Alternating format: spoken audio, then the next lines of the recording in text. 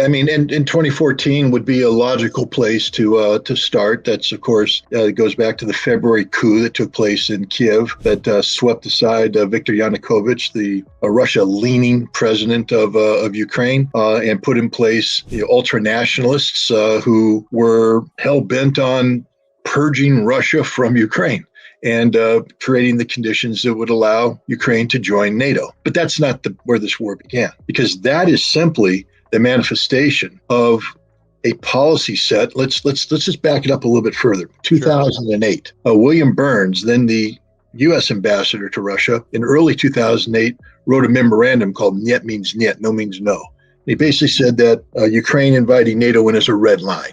And if NATO invites Ukraine in, the inevitable consequence will be a Russian military intervention in Ukraine. This is the U.S. ambassador, an expert, given his expert advice to the U.S. government. In November of 2008, we invite Ukraine to join. Now, let's just put this in perspective. You received a memorandum from the ambassador who says, if you do this, war is the ultimate consequence, and you do it anyways, which means you want war. You're looking for that conflict. So 2014 isn't a trigger. It's 2008, but even then, that's not it. We got to back up even more. Now let's go all the way back to 1945. In 1945, World War II ends. Nazi Germany is defeated. There was an organization that ran intelligence on the Eastern Front, headed by a general named Gehlen.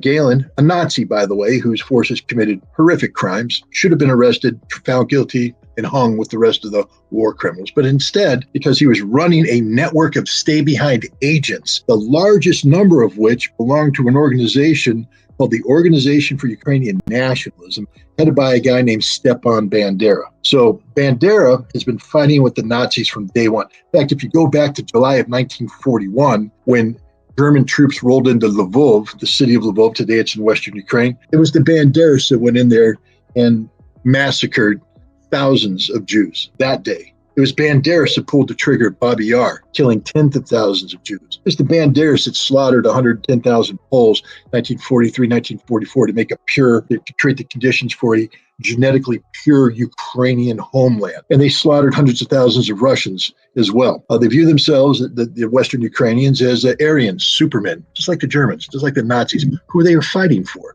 on the side of. And even though the Red Army came in and pushed the Germans out, about 150,000 Banderas fled with the Germans, tells you who they're linked to. But about 200,000 stayed behind, loyalists. About 30,000 of those were fighters. And they're carrying out a resistance. And that resistance is being controlled by the Germans. But when the war ends, the Gehlen organization is taken over by the OSS, the Organization for our Office of Strategic Studies, which morphed in 1947 to the CIA.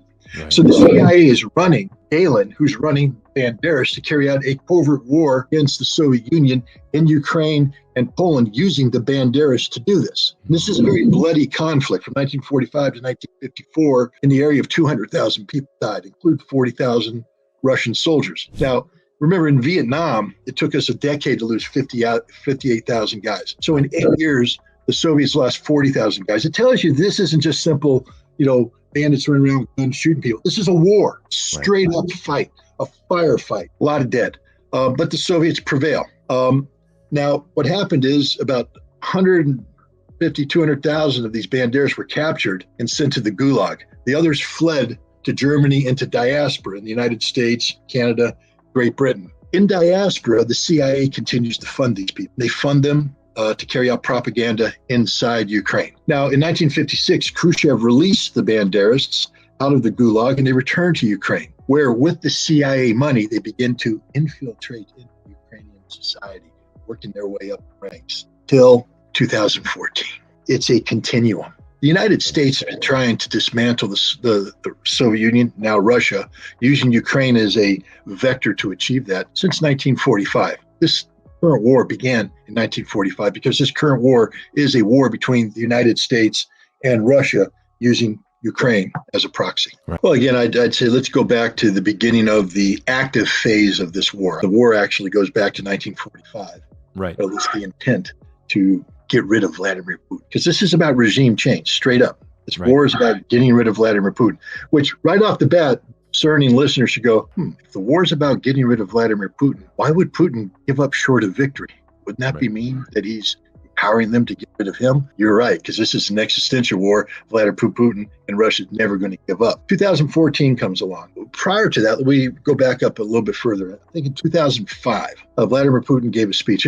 The interesting thing about Putin, I've been studying him from day one. The moment he came in, and I listened to all of his speeches. I watch his videos as he meets with people. I read, his policies. I read, everything about him I can. And in 2005, he gave a fascinating presentation before the Federal Council. It's sort of their equivalent of a joint session for Congress. And in it, he gave a speech that's been widely quoted, or should I say misquoted, here in the West. The misquote was the greatest tragedy of the last century. He actually said it's one of the greatest tragedies of the last century. And then he went on. He said, because overnight, tens of millions of Russians became homeless. Tens of millions of Russians became homeless. And then you go on and he finishes the speech. And basically what he says in that speech is that he is the leader of the Russian nation. And the Russian nation isn't defined by the borders of the Russian Federation. The Russian nation is defined by the Russian people. Right. And the Russian people aren't defined by being Slavic. Russian people are defined by a common heritage, a common culture, a common religion, a common history. And so there's tens of millions of people who previously looked to Moscow for leadership, who now are homeless. They've been disowned. If you're a Russian living in Latvia, you're disowned. Lithuania, you're disowned. Ukraine, you're disowned. He is the leader of the Russian nation. So his job is to look out for these Russians who, through no fault of their own, found themselves disenfranchised, homeless. It's his job as the Russian president, the president of the Russian nation, to look out for them. So now we come into 2014. The Maidan coup takes place. In and of itself, not a trigger for war. I mean, Is Russia happy? Of course not. But are they going to invade? No. First of all, this coup empowered the Banderist element, that CIA-funded activity we were talking about. It wasn't just by accident. Remember, Victoria Nuland, who is prominent today as the Deputy Secretary of State. At the time, she was an Assistant Secretary of State for managing that part of the world. And she had that infamous phone call where she said, F the EU, but she also said, my boy Yats. And she talks about Yats and his relationship with a certain organization, the right sector, Sloboda Party, Nazis. She was okay with it, meaning that we knew that these were Nazis, yet we're okay with them rising into power to become prime ministers, the head of the intelligence, the head of interior. So we knew what we were doing. So therefore, when these neo-Nazis now and if you listen to their own account, they talk about how they became violent. They admit that they're a minority politically, but they used violence to leverage themselves into being the dominant power. They threaten, they intimidate people to do the policies they want. These are guys who immediately turned down and went to Odessa, where Odessa's a primarily Russian city in Ukraine. Demonstrations in the street against these guys. They held a counter demonstration, ended up in a street fight, and they pushed about 150 of these pro-Russian or ethnic Russians into a trade union building, I believe it was, set the building on fire, and 48 of them were killed, burned to death. Some of them jumped out of the building, were shot as they tried to flee the building. A current member of the Ukrainian parliament, and I mentioned the parliament because here in America, we like to call Ukraine a democratic country.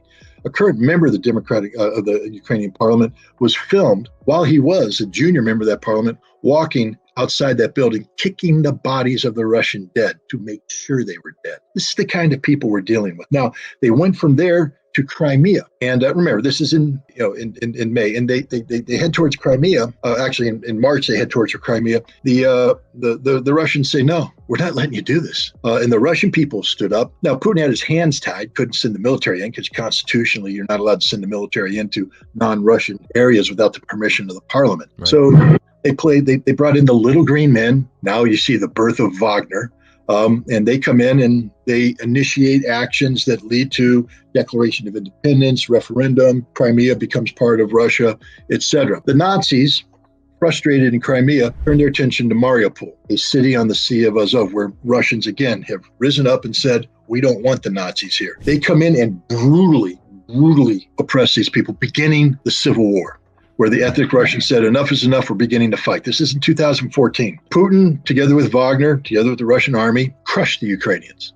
And by August, they had the Ukrainian army surrounded. And all he had to do is continue the fight. He would have killed about 14 to 20,000 Ukrainians, but it would have crushed Ukraine. It would have been over.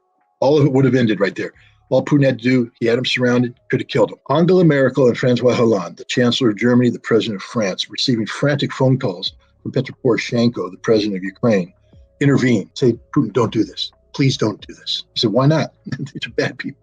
They've been killing Russians. My job is to defend the Russian nation. They said, give peace a chance. Give peace a chance. Right. And you know what Putin did? He gave peace a chance. He ordered the Russians to stand down. He let the Ukrainians free, and thus started the Minsk Accords, which was basically to set the stage for a peaceful resolution of this problem. One nation and one nation alone was serious about the Minsk Accords, and that was Russia under Vladimir Putin. We now know today, to make a long story short, that Angela Merkel admits it was a sham. All the Minsk Accords was to buy time so NATO could train a Ukrainian army capable of standing up to the Russians. Francois Hollande says the same thing, but Poroshenko says the same thing. In 2015, the United States and NATO began their training mission in Ukraine, training every 55 days, 1 battalion of Ukrainian troops up to NATO standards. That lasted all the way up till the beginning of the conflict. Putin kept saying, we need to make Minsk happen. We need to make Minsk happen. This is how we solve this problem. Right. In June of 2021, he met with Joe Biden in Geneva. And there, all he said to Joe is, you're worried about me moving troops around inside Russia, but if you want it to stop, just get the Ukrainians to sign Minsk. That's right. It. Just get them to sign Minsk. But Biden knew that it was a sham, but he lied to Putin. He said, yes, I'll get Blinken right on the job. That meeting took place in June. July, Putin's waiting. August, he's waiting. September, he's waiting. In October, but Lavrov summons the French and the Germans in, together with the Ukrainians. He said, sign Minsk right now. They went, no, we're not going to sign it. So that was the end of Minsk. Russia should have invaded there if that's what they were about, war. But instead, Russia drafts 2 draft treaties. On December 17, 2021, they issue 1 draft treaty to NATO, 1 to the United States. They said, this is how do we resolve this problem. We talk about a new European security framework. We don't expect you to sign it right now, but you have to talk with us earnestly. You have to be serious about this, and we can peacefully resolve this thing. We don't want to go to war. The United States ignored it in January. In the final weeks of January, leading up to February, the Russians were desperately talking to the Ukrainians, saying, please, let's just solve this thing. We don't want to go to war. We don't want to go to war. Finally, they had no choice. February 24, because the Ukrainians were building up a military force ready to strike into the Donbass. Remember that military force that Angela Merkel said we have to buy time to build so they can do this? Well, it was built, and they were ready to rock. So the Russians preempted it. Article 51, collective self-defense, preemptive self-defense. It's lawful under thing. You have an imminent threat, you respond to it. The Russian goal wasn't just to stop the imminent attack. It was to get the Ukrainians back to the negotiating table. They never wanted to defeat the Ukrainian army or to occupy Kiev. All they wanted to do is pressure the Ukrainians to go to the negotiating table.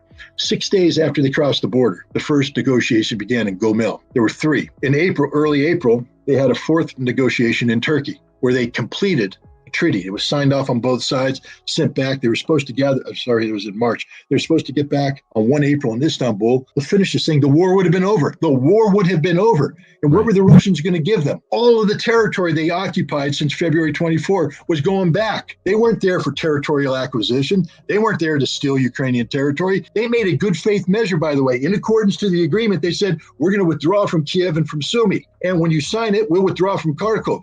We'll withdraw from Kherson, we'll withdraw from Zaporizhia. Donetsk, or the Donbass, Donetsk and Lugansk, will become independent. They declared it's not our business. We can't undo that. What we want is international people to come in and see a referendum about what they want to be. Independent, with Russia, with Ukraine, let them decide. A fantastic agreement. And Ukraine walked away from it. So anybody who sits there and says, well, Russia got their butts kicked, you have no clue what Russia was trying to do in the first phase of the conflict. It wasn't to conquer Kiev. So failure to conquer Kiev does not indicate anything other than that wasn't Russia's objective. Russia's objective was to get Ukraine to the negotiating table, to bring an early end to this conflict, and Russia won. It was only when NATO told Ukraine not to continue that Russia had to move on to phase 2. They didn't want to do phase 2. They never intended to do phase 2. That's their mistake, is that they put all their eggs in one basket. And then when that didn't happen, they had to move on to a phase now, which put them in a quandary, because you started this conflict around 220,000 troops. You suffered some casualties, probably suffered, 5,000, 6,000 dead, maybe another 15,000 wounded. So you suffered 10% of your force casualties. That's heavy casualties. It doesn't matter how many Ukrainians you killed. That's heavy casualties for you. But now what do? Now you have to move on to phase 2 of the operations, which you said is simply going to be liberation of Donbass. But you don't have enough troops. But you can't mobilize because everybody's put sanctions on you, Right. and you don't know which direction your economy is going at that point in time. Putin later admitted, he said, people were telling me 25% contraction. If I had 25% contraction, then I add additional shock by mobilizing people. We could create domestic unrest, which is what the West was hoping for. Because remember, the game is regime change. They want the Russian people to rise up, have a Moscow Maidan moment, similar to the one that took place in Kiev, overthrow Putin. So Putin's going, well, we didn't give them this stuff, so he doesn't mobilize. Meanwhile, Ukraine's getting $45 billion of lend-lease aid from the United States. They rebuild the military that Russia destroyed, and they launch a counterattack in September, where, again, up in Kharkov, where the Russians don't have sufficient forces. The Russians have to withdraw. They have to leave the right bank of Kherson. They consolidate the defensive line. And now Putin is able to turn to the Russian people and say, we're partially mobilizing 300,000. But in addition to that 300,000, he got 300,000 volunteers that came in too. Nobody's talking about them. And in addition to that, they went through a couple iterations of standard conscription, where of the 120,000 guys they brought in, about 60,000 of them signed contracts. That's 120,000. So basically that's 720,000 men. In addition to the 200,000 he has, you're just under 1 million men dedicated to this conflict. That's the army that Russia has built up. Meanwhile, Ukraine has lost 80% of their 246,000 they started with. They got an additional 80,000 mobilized. They lost 90% of those. We just mobilized another 80, 90,000. They lost 71,000, 80,000 of those, and they got nothing left. So again, we come to the point, why would Russia stop? Russia has everything going for it. Russia's winning this war. Russia's not losing this war. They're not running out of ammunition. Their defense industry is chugging along, running 3-4 ships. They're producing more missiles, more ammunition, more helicopters, more tanks. Meanwhile, in the West, we can't produce enough ammunition to supply the Ukrainians. Right. We can't produce anything. We're giving them old tanks. Right. Again, I come back to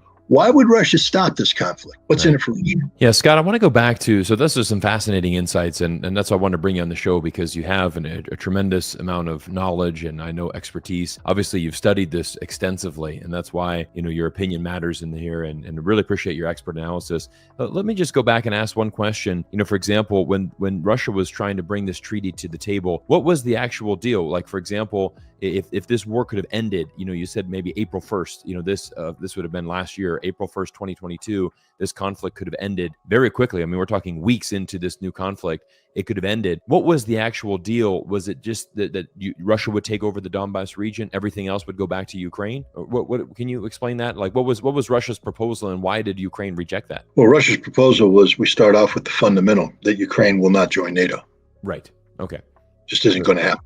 Right. In exchange, Russia said, we'll withdraw from all territories. Zaporizhia, Zaporizhia, Kherson, those two oblasts they took to create the land bridge between Crimea, give it back to Ukraine. The Donbass problem is they declared independence. Russia recognized that independence. Russia can't undo that. You can't unring the bell. That's sovereignty. Right. So Russia said, with the Donbass, we'll withdraw our troops from the Donbass. We'll make it a demilitarized zone, but they have to be able, under the course of United Nations principles of self-determination, there will have to be a referendum. Right. It'll be monitored by the West. All the Ukrainian citizens who fled come back. Everybody votes, and we'll let them decide what they want to do. Right. Hands off, their problem. The other territories that we took, Kharkov, Sumy, Kiev, all back to you. We leave all Ukrainian territories. You can't join NATO, but we're willing to work with you on creating security guarantees. Right. With Turkey, with the European Union, with us, the United States,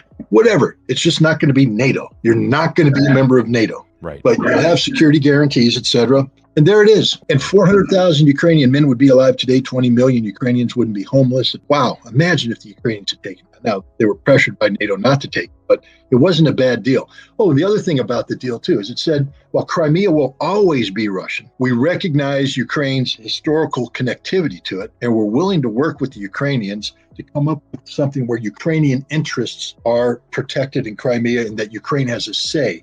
Meaning that, while we govern, we're going to invite you in and let you help the Ukrainians here, let there be Ukrainian culture. I mean, I have to be honest, when I saw it, it sounded almost like a surrender document with the Russians surrendering. Right. But what it proves is that the Russians were never out to get, an ounce of flesh from the Ukrainians. They just wanted that Ukraine not join NATO. They Right. really didn't want Ukraine into NATO. And that obviously is how this entire thing really started. I mean, for example, two very prominent voices: Jeffrey Sachs, a professor from University of Columbia, obviously John Mearsheimer from University of Chicago, two very outspoken experts who have also said the same thing. I want to read something from a recent article from Jeffrey Sachs. He writes, "The Ukraine war will end when the U.S. acknowledges a simple truth: NATO enlargement to Ukraine means perpetual war and Ukraine's destruction. Ukraine's neutrality could have avoided the war and remains the key to peace. The deeper truth is that the European security depends on a collective security as called for by the Organization for Security and Cooperation in Europe, that is the OSCE, and not a one-sided NATO demands." So that's certainly what Jeffrey Sachs believes, right? Is that the key to the end of this conflict would be Ukraine neutrality. And I know that John Mearsheimer had given a very famous speech back in 2015 predicting exactly this, is that if we continue to push NATO and we want Ukraine to be part of NATO, it will eventually end in Ukraine getting wrecked, which of course he was very correct in that presumption. Now, recently, John Mearsheimer has said that he believes that the end of this conflict is a potential of like a demilitarized zone, something very similar to North and South Korea, a DMZ zone set up where there can eventually be a potential ceasefire of some sort, and that a new territory will be drawn. What are your thoughts on that? I mean, comparing kind of Jeffrey Sachs' analysis and John Mearsheimer's. I mean, you have pointed out very clearly that it's obviously very clear Putin is not going to withdraw. I mean, there's no when you've gone this far, it doesn't make sense for him to do that in his perspective. I mean, he's not going to withdraw at any time. How do we get to the end of this? That's where I'm really going with this. What is the most logical conclusion to this war, given kind of Jeffrey Sachs, Mearsheimer's thoughts? What are your thoughts, Scott, your expert opinion? Well, first of all, let's start by saying it's not Putin. It's never going to withdraw. Russia's never going to withdraw. Right. We have to stop talking about Putin. He's the president, and he, of course, is the executive, and this is Russia we're talking about. It's so much more than one person. Okay. And the reason why I bring that up is Putin can't withdraw. I'll just tell you right now, legally he can't, because Kherson, Zaporizhia, Donetsk, and Lugansk, the four territories, are now part of Russia constitutionally. The Russian parliament, the Duma, has spoken. The Federal Council has spoken. Russia has spoken. Putin doesn't have the authority to go, let's withdraw. Can't do it. So any notion of Russian withdrawal from the territories is just absurd in the extreme. It just isn't going to happen. That's the price Ukraine paid for listening to NATO back in April or March of 2022. Shouldn't have done it. Fatal mistake. Frozen conflict, DMZ. Again, what does a DMZ mean? Now, from the Russian perspective, there will be a demilitarized zone of some sort. There's no doubt about it. But it's not going to be the DMZ of two sides that have boxed each other into exhaustion, where they both sit there and say, we need this to stop. No, it ends with Russia putting a gun to Ukraine's head and saying, you will remove all your military forces that we allow you to retain, ones we haven't killed or destroyed. Because understand, demilitarization means denatofying. All this NATO equipment that's going in either gets destroyed, turned over to Russia, or leaves. None of it stays in Ukraine. That's just a statement of fact. Russia will not allow anything like that to happen. But Russia will also insist that because Ukraine has shown a criminal tendency to shell Russian civilian areas, Ukraine will never again be trusted to have any military force within striking distance of the Russian border. So there will be a demilitarized zone, meaning Ukraine can only patrol that area with police, maybe some border guards, but no military. Whatever the Ukrainian army is, it will not be allowed in that area. So there could be that kind of demilitarized. Now, the question is, where will this zone be? Right now, Vladimir Putin, the leader of Russia, has made it clear that he is content with defending Russia as it currently exists, that the war could end today if Ukraine basically agrees to Russia's terms, which, while strict, are pretty fair. Demilitarize, get rid of all the NATO stuff. Never again join NATO. You'll be permanently neutral. You're going to have to denazify, which means you're going to have to pass constitutional changes that outlaws the Banderist ideology and any political party that affiliates with the Banderists. You have to purge them from society. You have to arrest the war criminals, turn them over for tribunal. There will be a demilitarized zone. Like I said, you'll be out of striking range.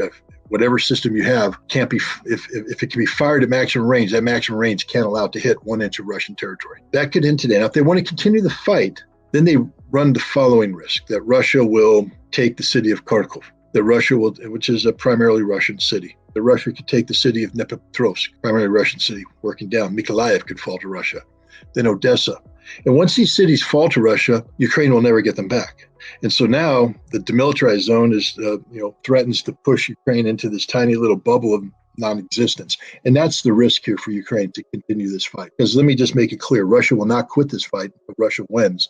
In the terms, while Russia hasn't formally articulated it, what I'm telling you right now is what I can discern from the various speeches of Russian officials and people I've talked to. If Russia takes Odessa, Ukraine will never get Odessa back, which means Ukraine has lost the Black Sea coast. This is the reality of it. So for all those people who promote the continuation of this conflict, a forever war, all you're doing is guaranteeing that Ukraine will cease to exist as a nation state. The best chance Ukraine has of surviving as a nation state right now is to terminate the conflict today on Russia's terms. You'll save a lot of lives, you'll retain a lot of territory, and there will be hope for an economically viable future for the people of Ukraine. If you continue this fight, all bets are off. Thank you for sharing that insight, Scott. That's I want to kind of shift our focus now on specifically the United States and what I'm seeing here, because what's interesting is we're seeing a lot of Republicans that are certainly, they're now starting a new campaign, really advocating that we need to continue to supporting Ukraine. For example, Michael Pompeo, who is a very prominent right-wing politician, has said the best thing that the United States can do is continue to arm Ukraine and basically go for that regime change, right? We need to destroy Putin. We need to destroy Russia. We need to,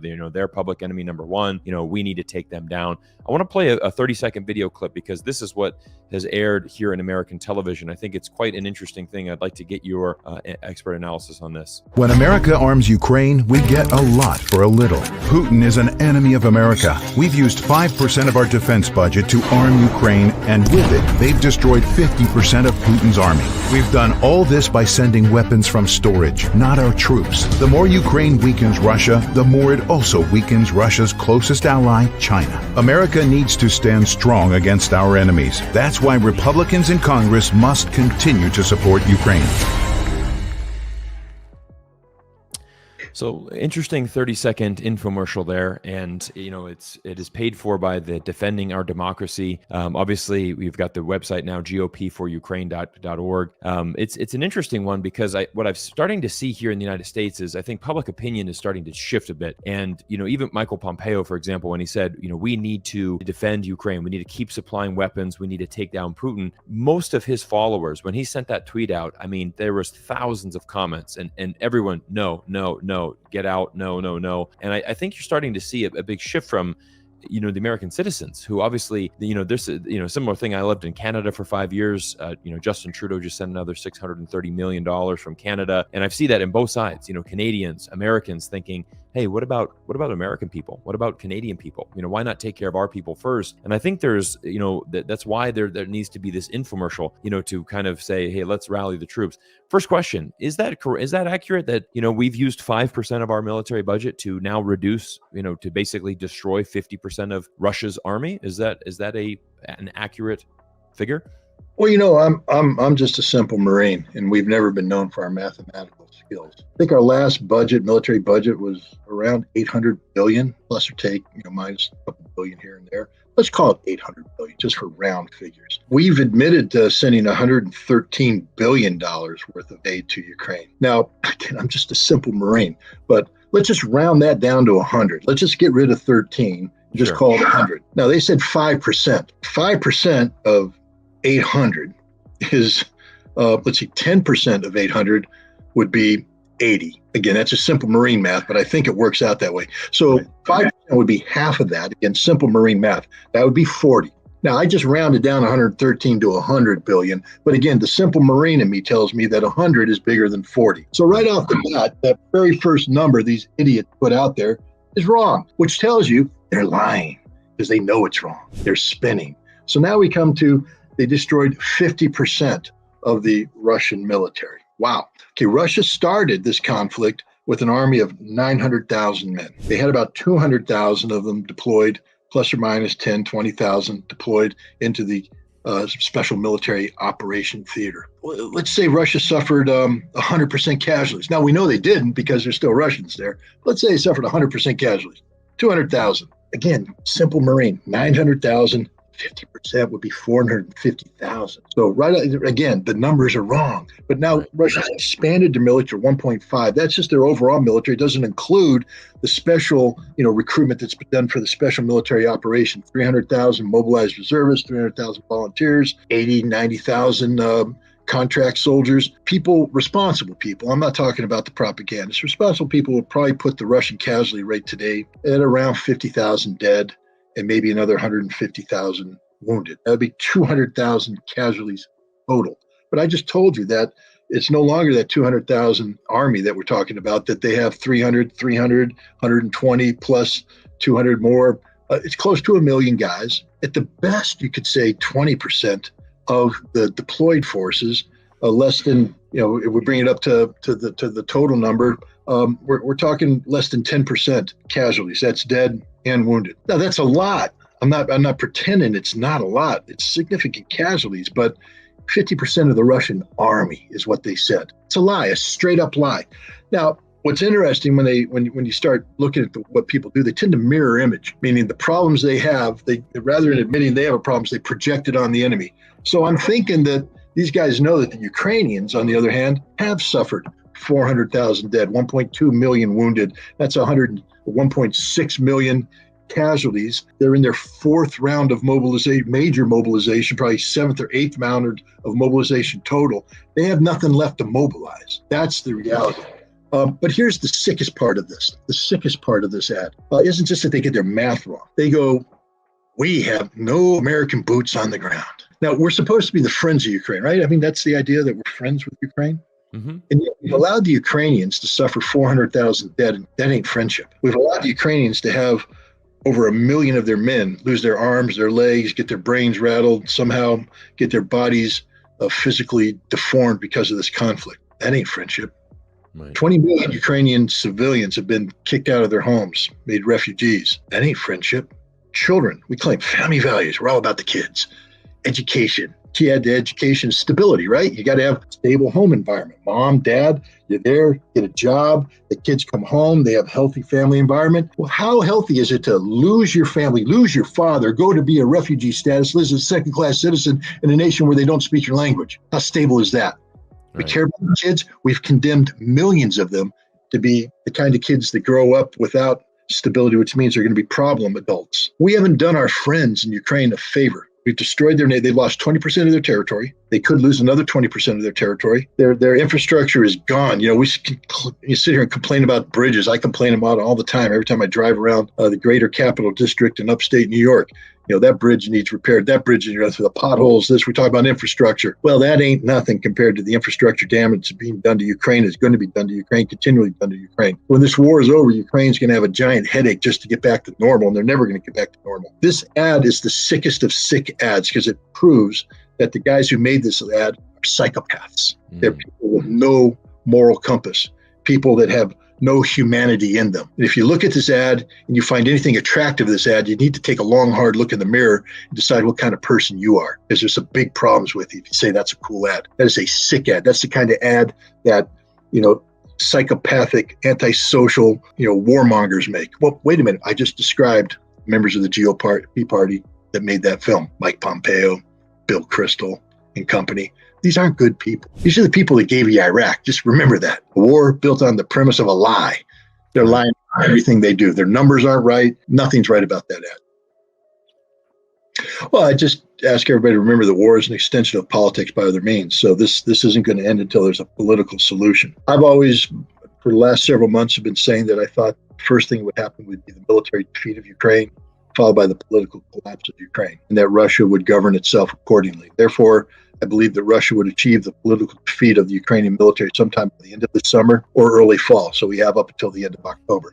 I still think that we're on that timeline, that Russia will strategically defeat the Ukrainian military. And there's a lot of people in the mass media starting to reach that objective. You mentioned Seymour Hersh's article. There's other articles like that. I think Zelensky's running into problems abroad. Poland is basically forcing with Ukraine as we speak. Germany is starting to distance itself. We have problems here in the United States. And so if I'm the Russians and I'm looking at this and knowing that this thing is resolved politically, it might be in the interest of Russia not to put pedal to the metal on the military side, losing tens of thousands of men that you don't want to lose, and rather just continue to gradually put the pressure on the Ukrainians, not to freeze the conflict, but to keep putting the pressure on them militarily, trying to provoke a political collapse.